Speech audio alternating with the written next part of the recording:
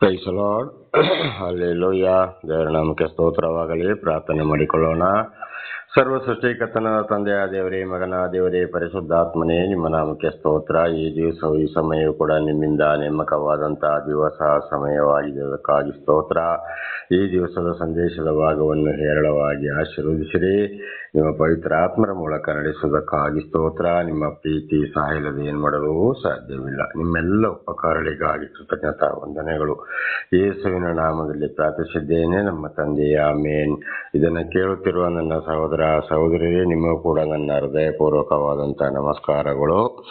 ಈ ದಿವಸದ ಸಂದೇಶದ ಭಾಗವು 2 ಸಮುವೇಲ 1:1 2 ಸಮುವೇಲ 1:1. ದೇವರ ನಾಮಕ್ಕೆ ಸ್ತೋತ್ರವಾಗಲಿ. ವಚನದ ಕಡೆಗೆ ಹೋಗೋಣ. ಹಿಂದಿನ 1 ಸಮುವೇಲನ ಪುಸ್ತಕದಲ್ಲಿ ಸಂಪೂರ್ಣವಾಗಿ ನಾವು ವಿಷಯಗಳನ್ನ ನೆನ್ನೆವರೆಗೆ ತಿಳಿದುಕೊಂಡಿದ್ದೇವೆ.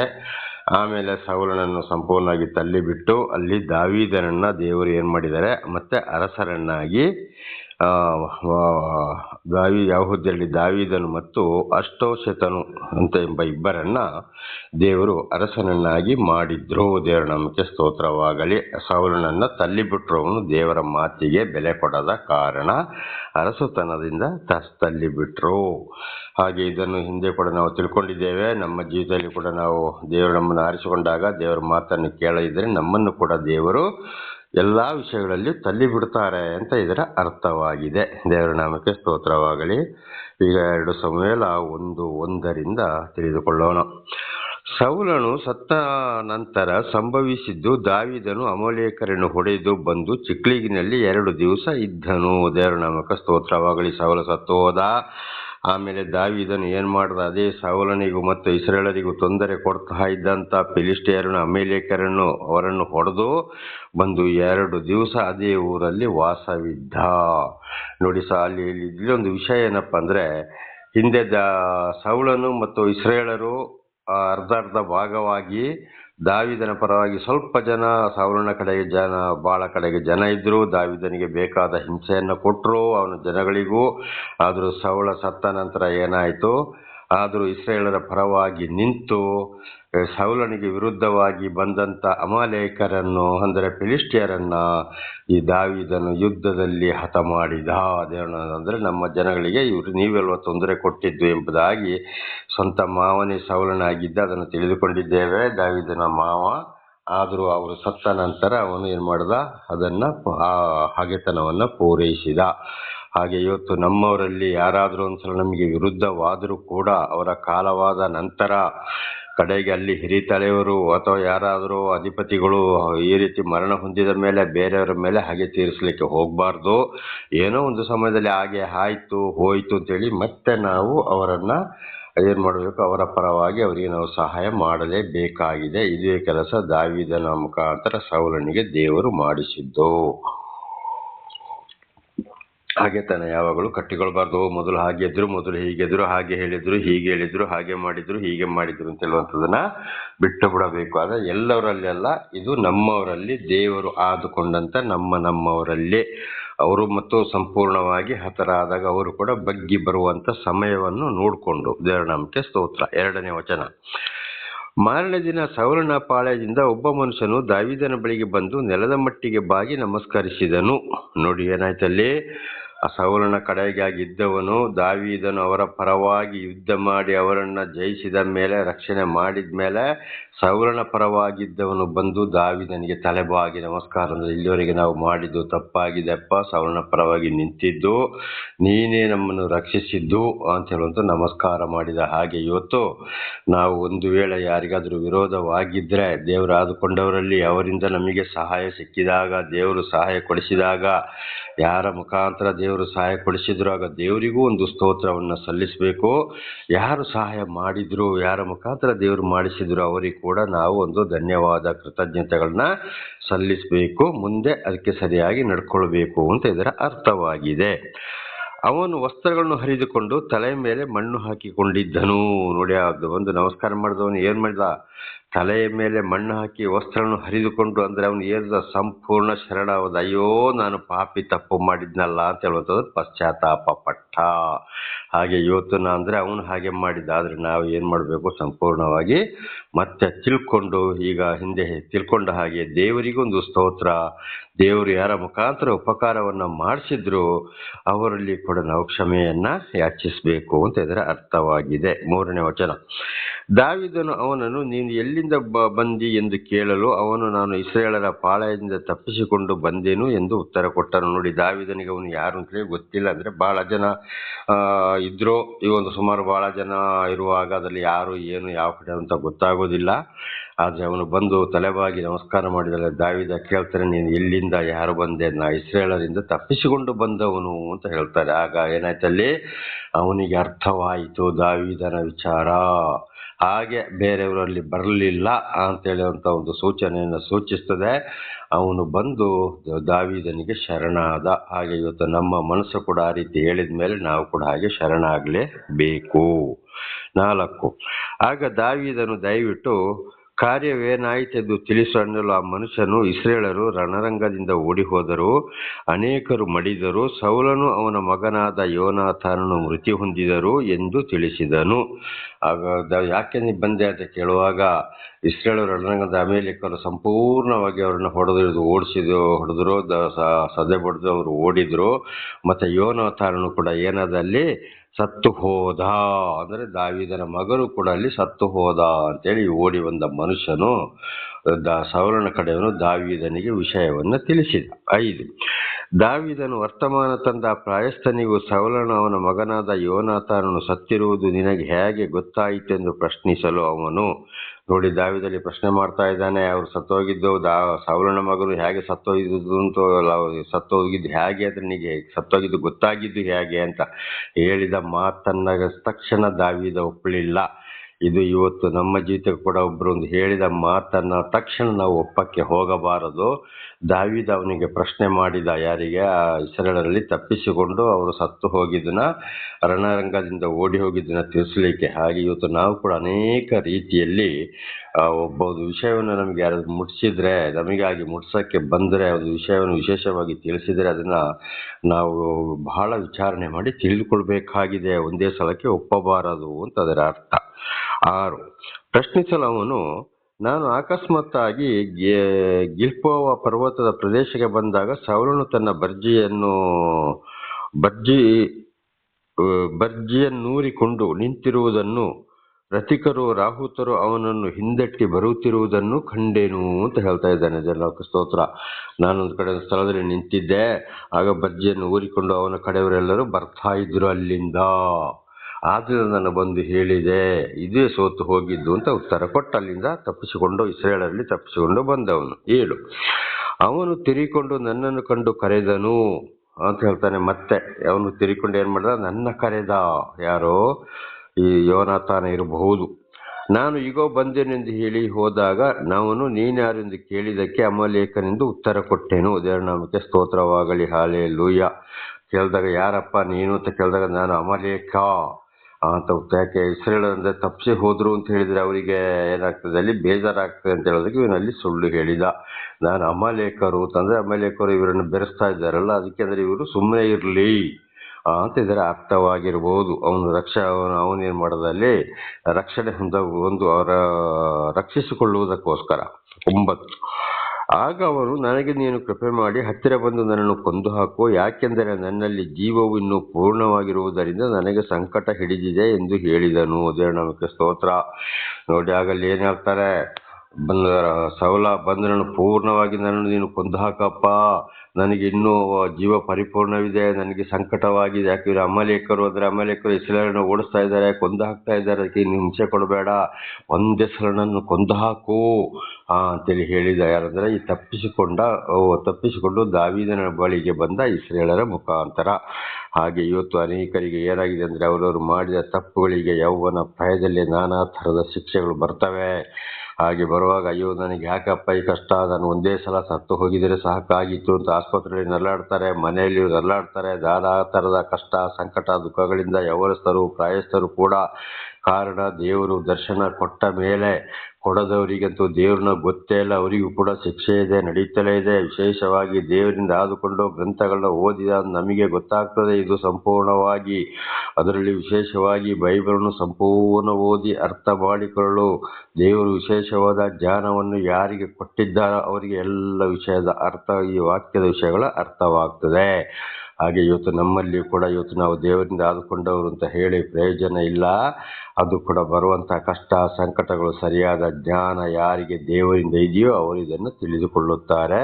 ಇವತ್ತು ಕೂಡ ಈ ವಿಷಯ ನಡೆದು ಹೋಗ್ತಲೇ ಇದೆ. ಒಂದ್ಸಲ ಸತ್ತು ಹೋಗಿದರೆ ಸಾಕಪ್ಪ ಅಂತ ಕಾರಣ ದೇವರ ಮಾತಿಗೆ ಅವಿಧೇಯರಾಗಿ ನಡೆದುದರಿಂದ ಅಂತ ಇದರ ಅರ್ಥ. 10 ನಾನು ಹತ್ತಿರ ಹೋಗಿ ಅವನು ಬಿದ್ದು ಬಿಟ್ಟರೆ ಬದುಕಲಾರದೆಂದು ನೆನೆಸಿ ಅವನನ್ನು ಕೊಂದು ಹಾಕಿ ಅವನ ತಲೆಯ ಮೇಲಿನ ಕಿರೀಟವನ್ನು ರಟ್ಟೆಯಲ್ಲಿದ್ದ ಬಳೆಯನ್ನು ತೆಗೆದುಕೊಂಡು ಅವುಗಳನ್ನು ನನ್ನ ಒಡೆಯನಾದ ನಿನಗೆ ತಂದಿದ್ದೇನೆ ಅಂದನು.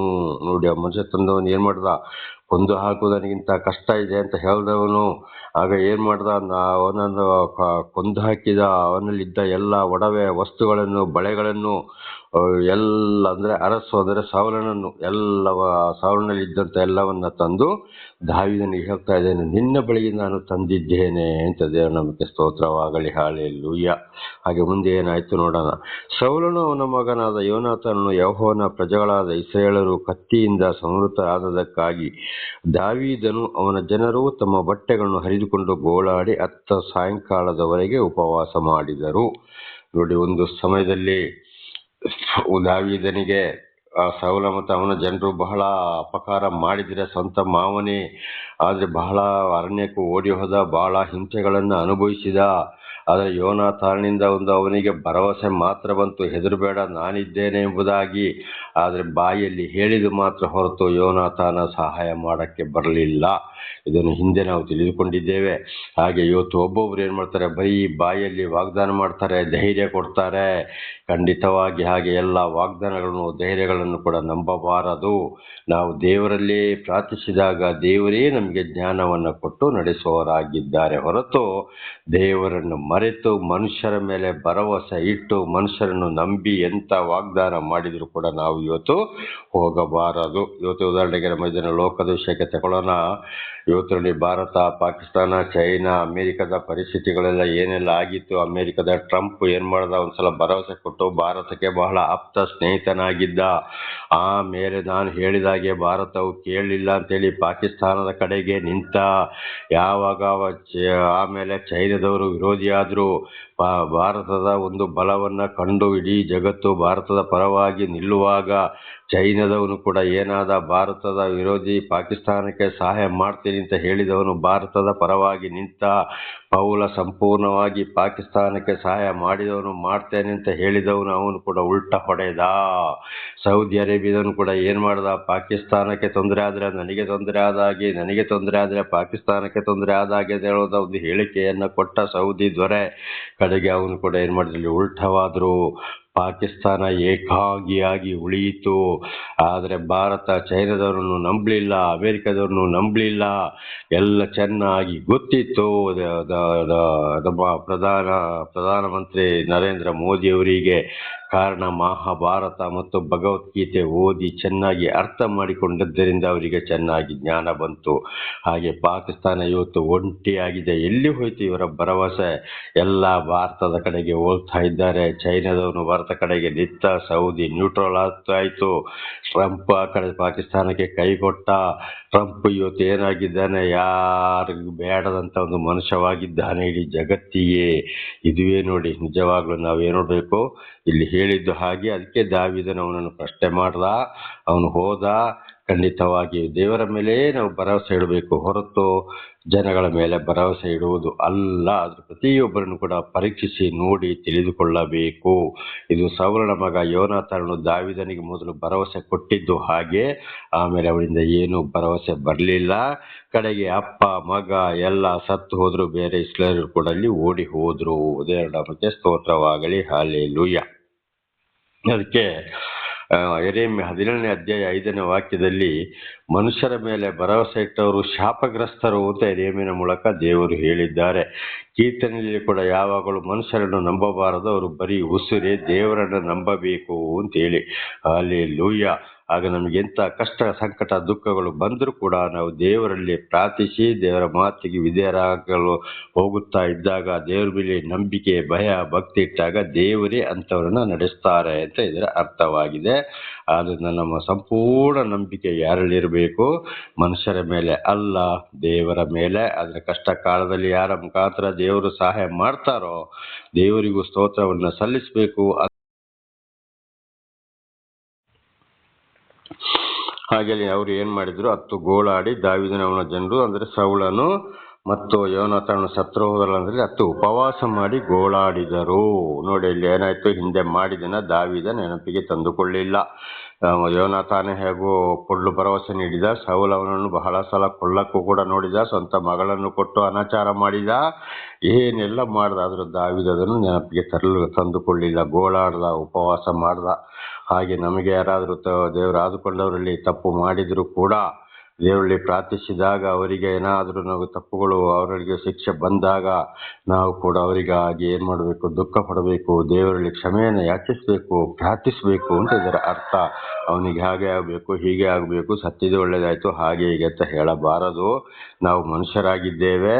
ಒಂದೊಂದು ಸಮಯದಲ್ಲಿ ಇಂಥ ಮಾತುಗಳು ಏನಾದರೂ ನಮ್ಮ ಬಾಯಲ್ಲಿ ಬಂದರೆ ನಾವು ತಕ್ಷಣ ಏನು ಮಾಡಬೇಕು? ದೇವರಲ್ಲಿ ಕ್ಷಮೆಯನ್ನು ಯಾಚಿಸಬೇಕು. ಹಾಗೆ ಇವತ್ತು ದೇವರಿಂದ ಶಿಕ್ಷೆ ಬಂದು ನರಳಾಡ್ತಾ ಇರೋರಿಗೆ, ಅವರು ಅನ್ಯರೇ ಆಗಲಿ, ದೇವರ ಒಂದು ಆರಿಸಿಕೊಂಡವರಾಗಲಿ, ಯಾರೇ ಆಗಲಿ, ನಮಗೆ ಗೊತ್ತಾಗ್ತದೆ ಅದು ದೇವರಿಂದ ಆದುಕೊಂಡವರಿಗೆ. ಆಗ ಅವರಿಗಾಗಿ ನಾವು ಪ್ರಾರ್ಥಿಸಬೇಕು ದೇವರಲ್ಲಿ ಅಂತ ಇದರ ಅರ್ಥವಾಗಿದೆ. ಮೈಯಿಗೆ ಮೈ ತೀರಿಸಬಾರದು, ಪೀಡಿಸುವವರಿಗಾಗಿ ಪ್ರಾರ್ಥಿಸಿ ಅಂತ ಯೇಸು ಸ್ವಾಮಿ ಮತ್ತಾಯ 5:44 ಇದೇ ವಿಷಯವನ್ನು ನಮಗೆ ತಿಳಿಸಿದ್ದು, ಹೊಸ ಒಡಂಬಡಿಕೆಯಲ್ಲಿ ಕೂಡ. ದೇವರ ನಾಮಕ್ಕೆ ಸ್ತೋತ್ರ. 13ನೇ ವಚನ, ದಾವೀದನು ವರ್ತಮಾನ ತಂದ ಪ್ರಯಸ್ತನನ್ನು ನೀನೆಲ್ಲಿಯವನೆಂದು ಕೇಳಿದಕ್ಕೆ ಅವನು, ನಾನು ಇಸ್ರಾಯೇಲರಲ್ಲಿ ಪ್ರವಾಸಿಯಾಗಿರುವ ಅಮಲೇಕನ ಮಗನು ಎಂದು ಉತ್ತರ ಕೊಟ್ಟನು.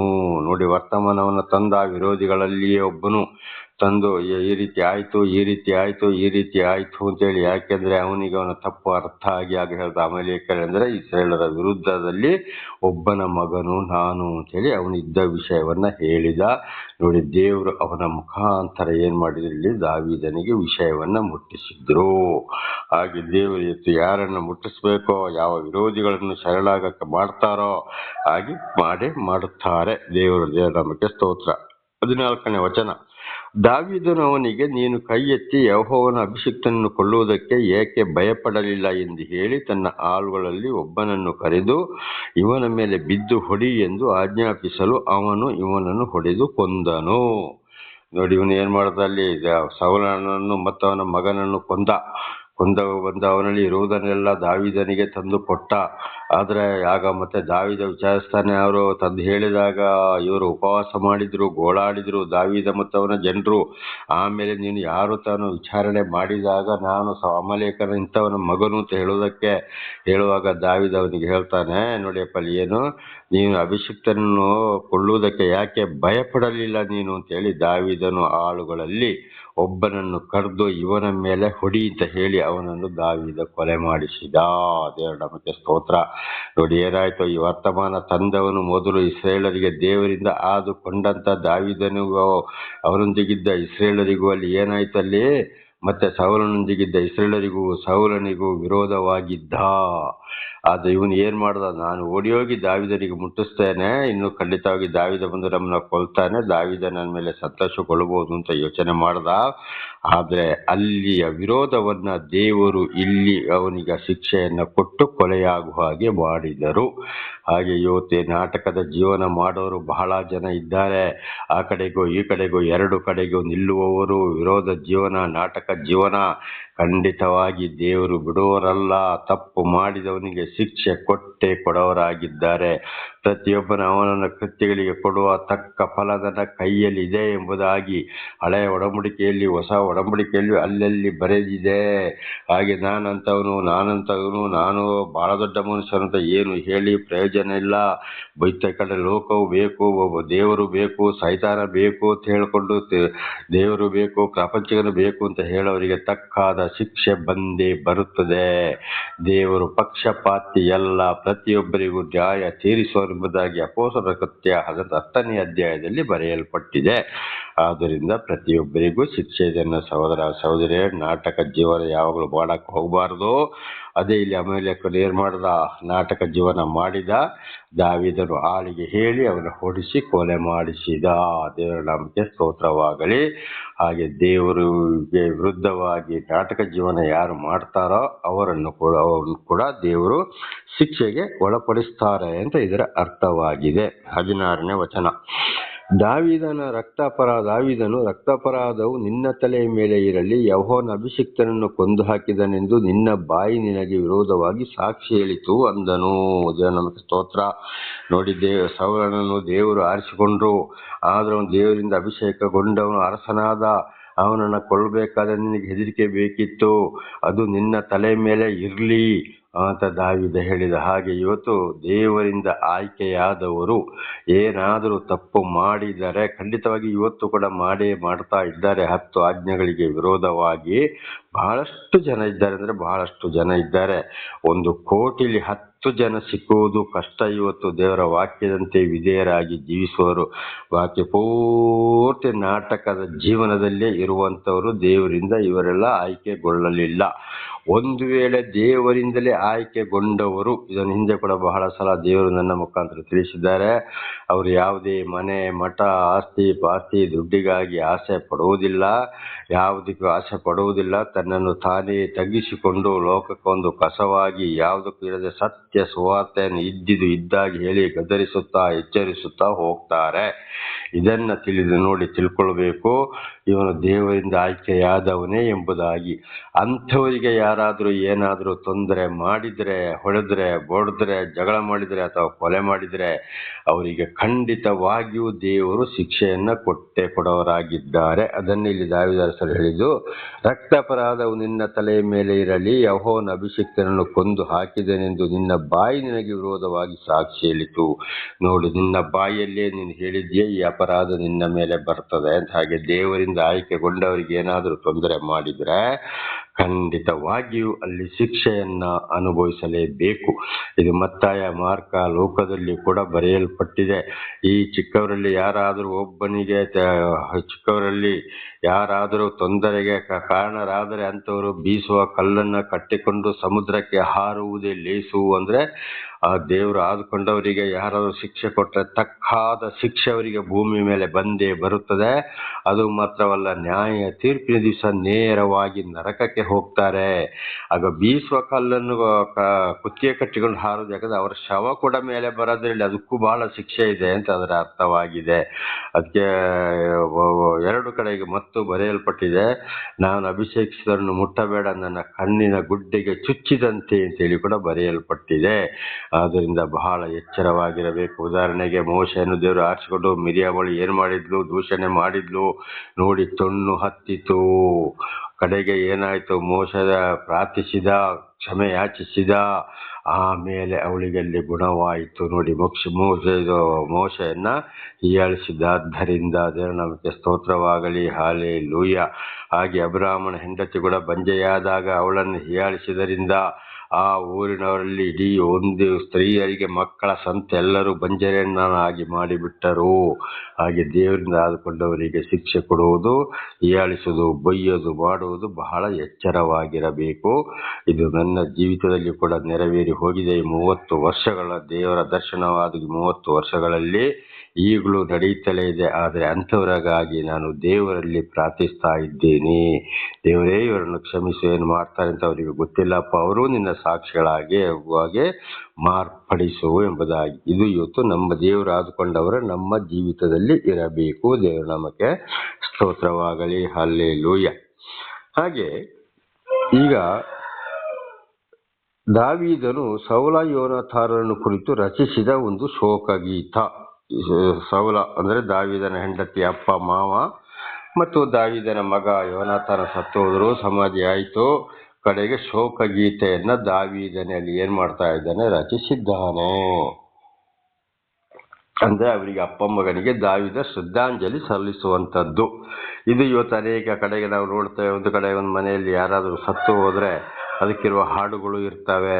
ಬಂದ್ಕೊಂಡು ಶವದ ಸುತ್ತ ಕೂತ್ಕೊಂಡು ಅಥವಾ ಶವವನ್ನು ಹೊತ್ತುಕೊಂಡು ಹೋಗುವಾಗ, ಸಮಾಧಿ ಮಾಡುವಾಗ ಶೋಕ ಗೀತೆಗಳನ್ನು ಹಾಡುವುದು ಕೂಡ ಇದೆ.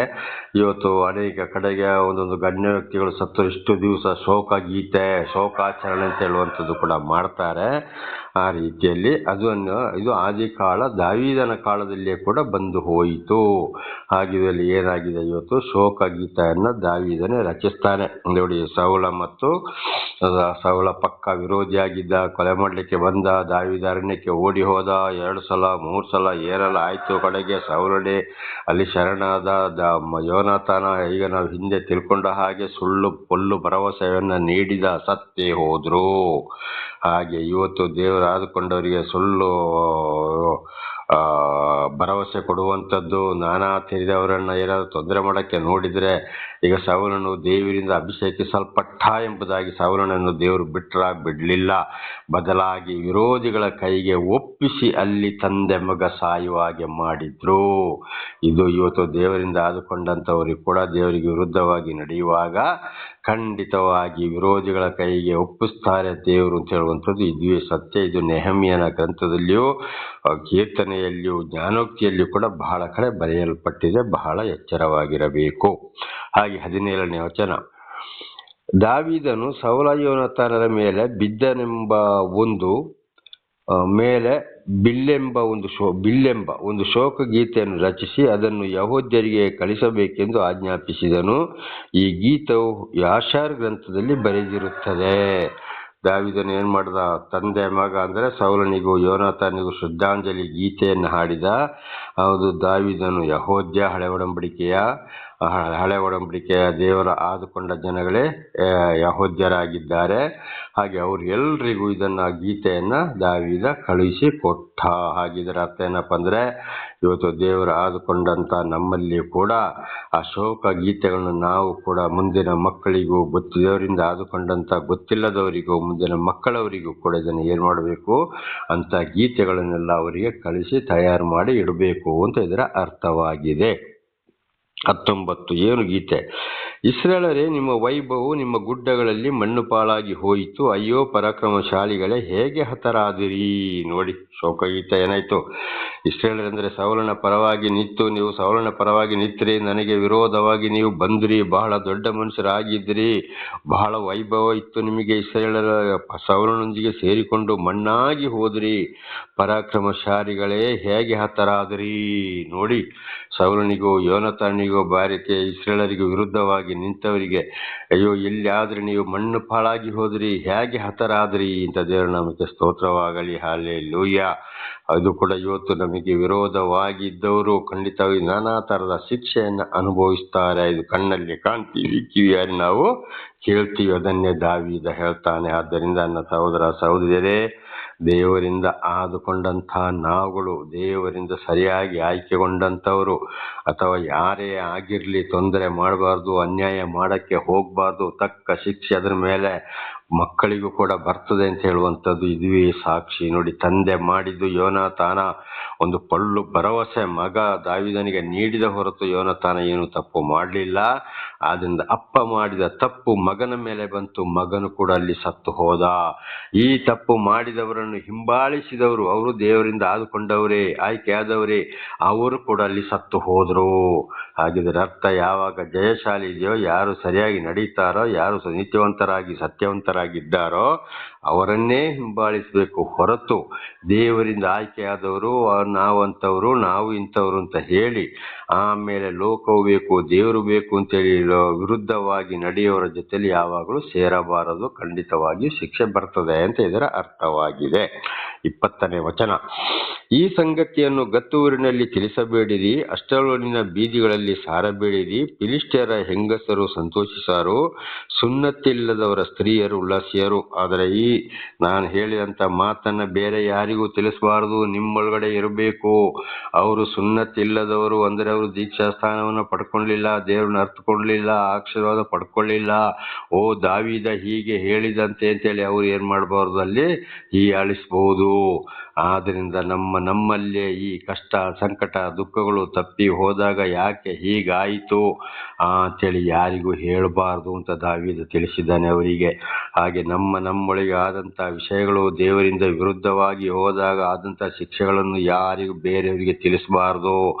ಅದು ನಮ್ಮಲ್ಲೇ ಇರಬೇಕು ಅಂತ ಇದರ ಅರ್ಥವಾಗಿದೆ. ಹಲ್ಲೆಲೂಯಾ. ಅವರು ಸುನ್ನತಿಲ್ಲದವರು, ದೇವರನ್ನು ಅರಿಯದವರು, ದೀಕ್ಷಾಸ್ಥಾನ ಪಡ್ಕೊಳ್ಳೋದು ಇರೋರು, ದೇವರು ನಮ್ಮನ್ನು ಆಯ್ಕೆ ಮಾಡಿದವರು, ನಾವು ದೀಕ್ಷಾಸ್ಥಾನವನ್ನು ಪಡ್ಕೊಂಡಿದ್ದೇವೆ. ಆದರೆ ಎಲ್ಲರೂ ಅಲ್ಲ. ದೀಕ್ಷಾಸ್ಥಾನಕ್ಕೂ ಒಂದು ರೀತಿ ಇದೆ. ದೇವರಿಂದ ಆಯ್ಕೆಯಾಗಿ ಸರಿಯಾದ ಸೇವಕರುಗಳ ಮುಖಾಂತರ ಸರಿಯಾದ ರೀತಿಯಲ್ಲಿ ದೀಕ್ಷಾಸ್ಥಾನ ಆದವರು ಮಾತ್ರ ಅದನ್ನು ಕಂಡು ಹಿಡಿದು ನಾವು ಮುಂದೆ ಸಾಗಬೇಕು. ಹಾಗಿರುವಾಗ ಎಲ್ಲ ವಿಷಯವನ್ನು ಎಲ್ಲರಿಗೂ ಹೇಳ ಹೋಗಬಾರದು. ಜ್ಞಾನೋಕ್ತಿ ಗ್ರಂಥದಲ್ಲಿ ಕೂಡ ಇದನ್ನೇ ಜ್ಞಾನಿ ಸೊಲೊಮೋನನ ಮುಖಾಂತರ ದೇವರು ತಿಳಿಸಿದ್ದು ಎಲ್ಲವನ್ನು ಎಲ್ಲರ ಹತ್ರ ಹೇಳಿಕೊಂಡು ಹೋಗಬಾರದು ಅಂತ ದೇವರ ನಾಮಕ್ಕೆ ಸ್ತೋತ್ರವಾಗಲಿ. ಇದು ನಾಳೆಗೂ ಮುಂದುವರಿಯುವುದು. ಪ್ರಾರ್ಥನೆ ಮಾಡಿಕೊಳ್ಳೋಣ. ಸರ್ವ ಸೃಷ್ಟಿಕರ್ತನ ತಂದೆಯ ದೇವರೇ, ಮಗನ ದೇವರೇ, ಪರಿಶುದ್ಧಾತ್ಮನೇ, ನಿಮ್ಮ ನಾಮಕ್ಕೆ ಸ್ತೋತ್ರ. ಇವತ್ತಿನ ಈ ಒಂದು ಸಂದೇಶವನ್ನು ನನ್ನ ಸಹೋದರ ಸಹೋದರಿಗೆ ನೀವು ತಿಳಿಸಲು ಆಶೀರ್ವಾದ ಮಾಡಿದಕ್ಕಾಗಿ ಸ್ತೋತ್ರ. ಅವರು ಚೆನ್ನಾಗಿ ತಿಳಿದು ಅರ್ಥ ಮಾಡಿಕೊಂಡು ವಾಕ್ಯಕ್ಕೆ ಸರಿಯಾಗಿ ಜೀವಿಸಲು ಮತ್ತು ಅವರ ಮಕ್ಕಳನ್ನು ಅದೇ ಮಾರ್ಗದಲ್ಲಿ ನಡೆಸಲು, ಇತರರಿಗೆ ಸಾಕ್ಷಿಯಾಗಿ ಜೀವಿಸಲು ಬೇಕಾದಂಥ ವಿಶೇಷವಾದ ಶಾಂತಿ, ಸಮಾಧಾನ, ಆರೋಗ್ಯ, ಜ್ಞಾನವನ್ನು ಕೊಟ್ಟು ಅವರನ್ನು ಆಶೀರ್ವದಿಸಿರಿ. ಹಾಗೆ ಮಾಡುವುದಕ್ಕಾಗಿ ಸ್ತೋತ್ರ. ಯೇಸುವಿನ ನಾಮದಲ್ಲಿ ಪ್ರಾರ್ಥಿಸಿದ್ದೇನೆ ನಮ್ಮ ತಂದೆ, ಆಮೇನ್. ಇದನ್ನು ಕೇಳುತ್ತಿರುವ ನನ್ನ ಸಹೋದರ ಸಹೋದರಿ, ನಿಮಗೂ ನನ್ನ ಧನ್ಯವಾದಗಳು. ದೇವರು ನಿಮ್ಮನ್ನು, ನಿಮ್ಮ ಮಕ್ಕಳನ್ನು